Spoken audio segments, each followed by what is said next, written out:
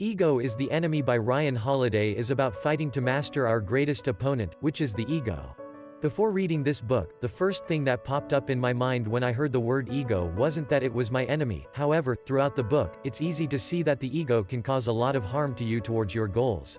In this video, I'm going to give you my 2 favorite principles from this book that really state why ego is the enemy. So, without further ado, let's get right into it. The first principle is about being a student. There are so many people who stop learning when they get older. Just getting through the educational system was enough for them to characterize themselves as wise and experienced. This is an issue, considering if you think that you already know the most because of your age, you will be left with a false sense of self-confidence. Moreover, you are not humble enough as well as capable of receiving feedback. In other words, you can't grow into becoming successful. Instead, you will just be stuck where you are, all thanks to your ego. So, set aside your ego and be willing to learn and get feedback from sources that can help you. Talking about the ability of being a student, you also have to be persistent. Persistence means the fact of continuing in a course of action despite difficulty. To illustrate this principle, I'm going to tell you a story from the book.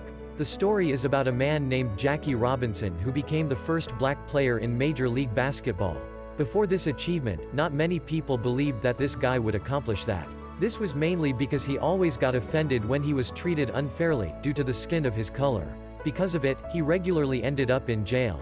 That said, he had talent for basketball, and the first thing the man that could get him up on the big stage in terms of basketball told him was, that he was looking for a ball player, who had the guts not to fight back. Jackie assured this man, that he was able to master his ego and not fight back. However, that didn't mean that every problem was solved, considering he got assaulted so many times while he was training basketball. For instance, during games the coach called him the N-word, as well as wanted him to get into the jungle.